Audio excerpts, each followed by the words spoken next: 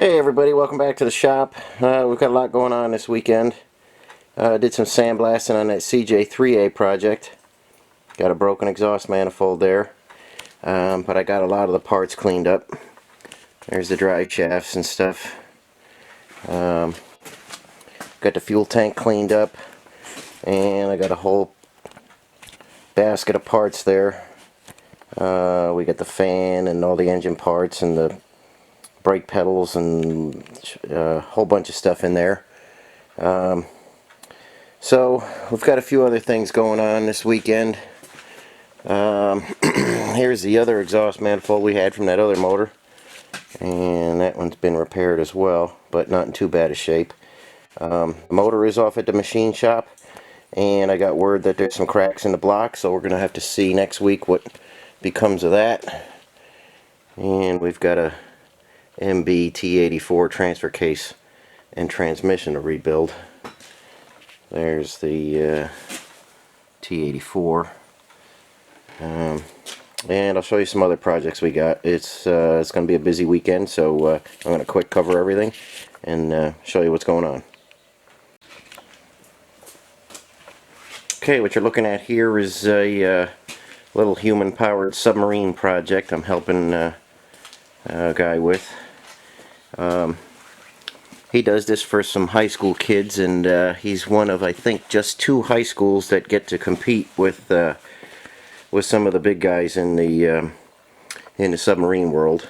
A lot of tech colleges and places like Rolls-Royce and people like that go down and test submarines and stuff like that. But very uncommon for a high school to get an invitation, and they've been going for the past few years. And as you can see, we're trying to get some running gear in here. And it's a flooded submarine, so you're completely flooded in there and you're breathing air. And it's pedal powered. And the real trick is in the propeller. But we've got a real nice propeller design. A little transmission back there to get the right RPM. And in June, I believe the kids will be going down to, not exactly sure where they go, somewhere around Washington, I think.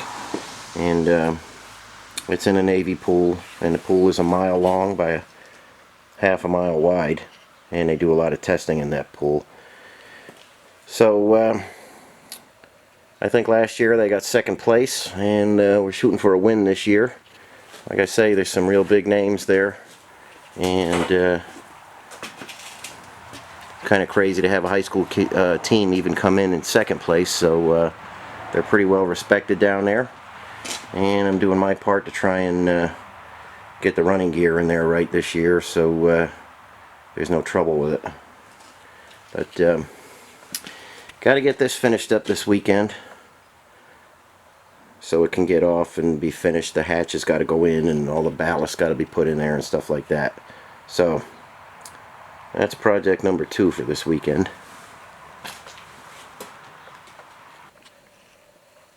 Okay, on the last video, or one of the last videos, you saw the dies I made for the bender to bend our exhaust.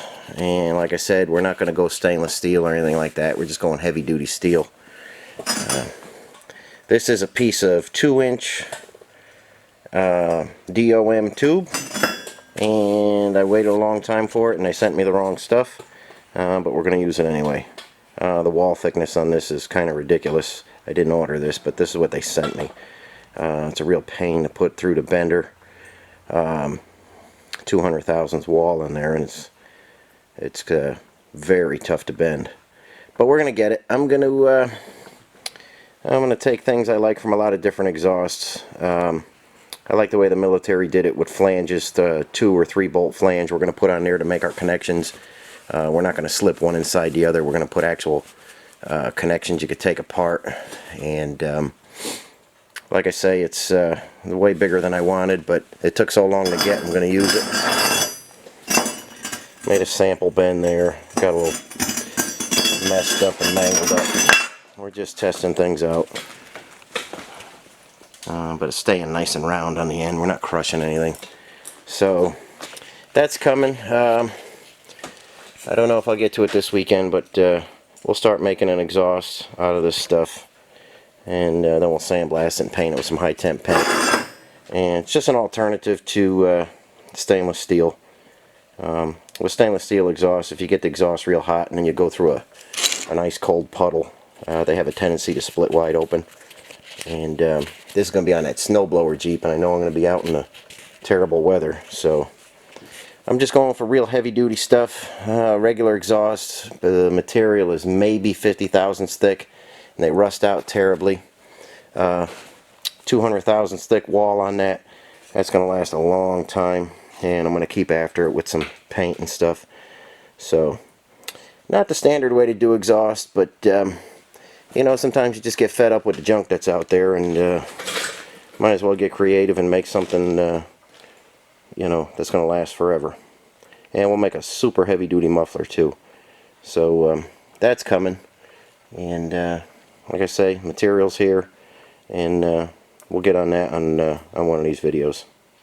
Just wanted to give you an update where we're at on that. Okay, I got our forge going today too. Like I say, weekends around here could be kind of crazy. We're making some more of these bolts for the sawmill.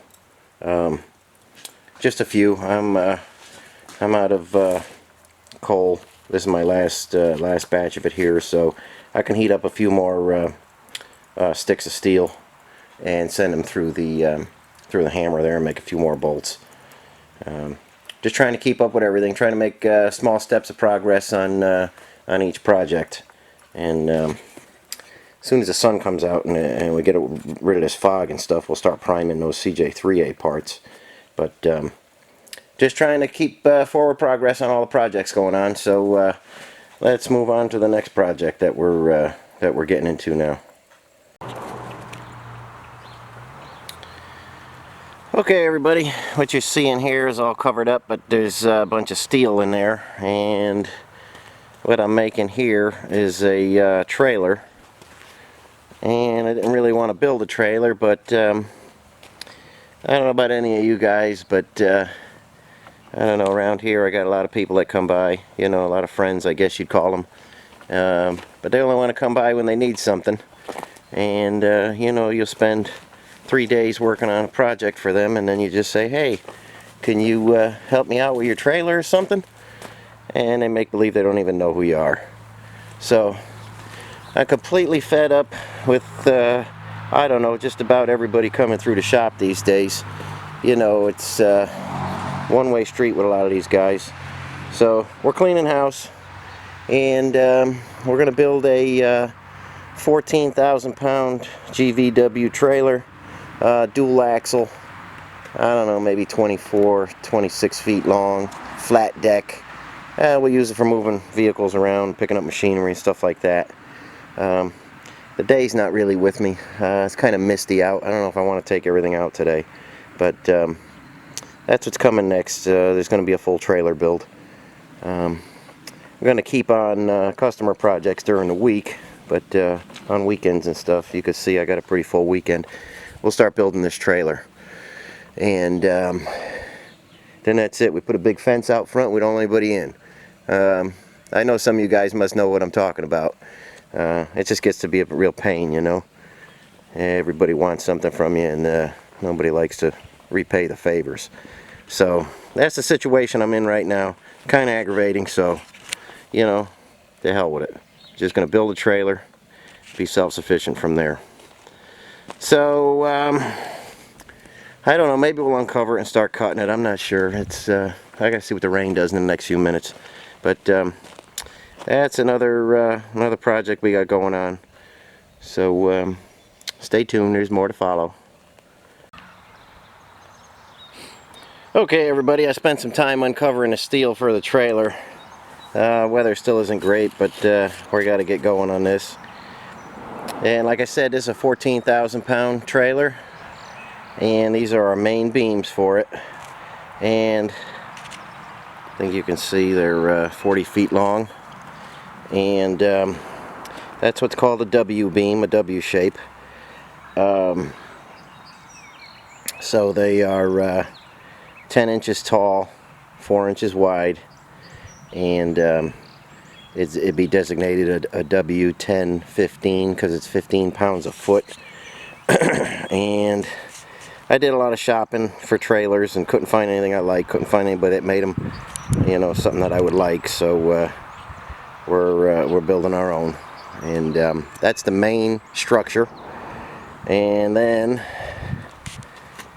I've got some C-channel that's going to connect side to side, and this is basically what you'd call a pierced frame, except we're not piercing it, we're welding it. Keeps the deck low, and I want low loading height, so we're doing it this way.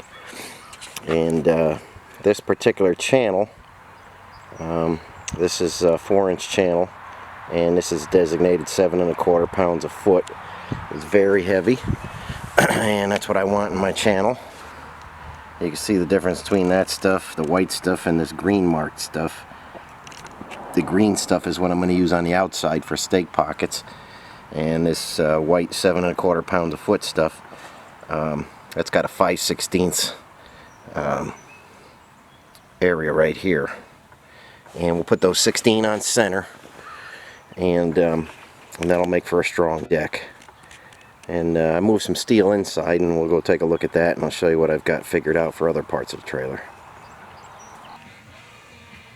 Okay, sitting right next to our exhaust pipe there, we've got a piece of 8x4 rectangular tube, 1/4 inch wall.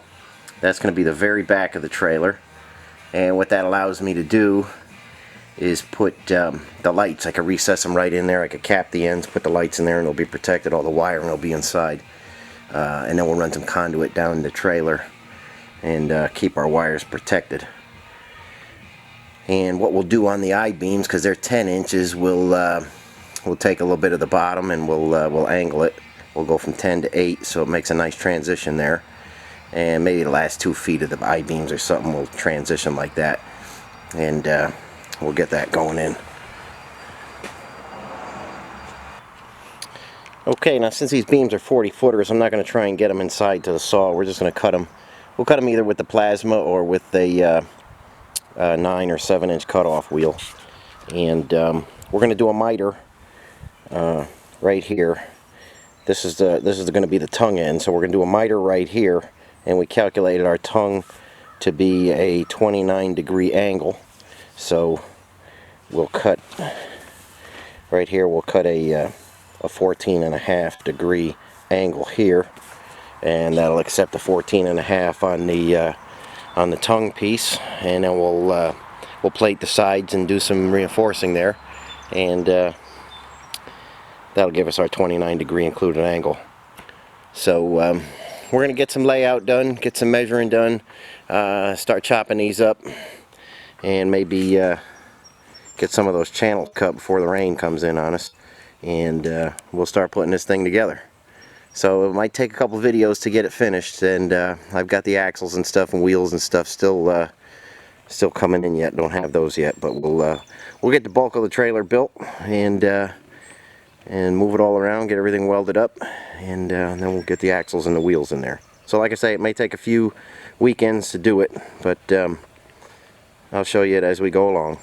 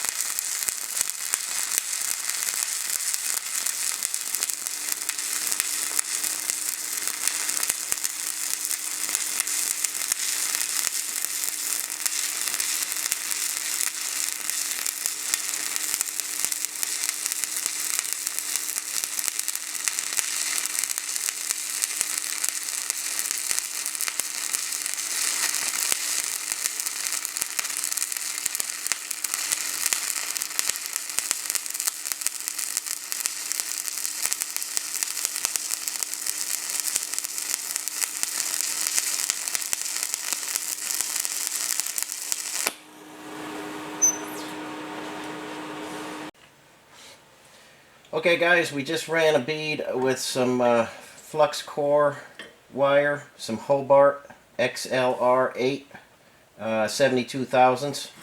That's on that side.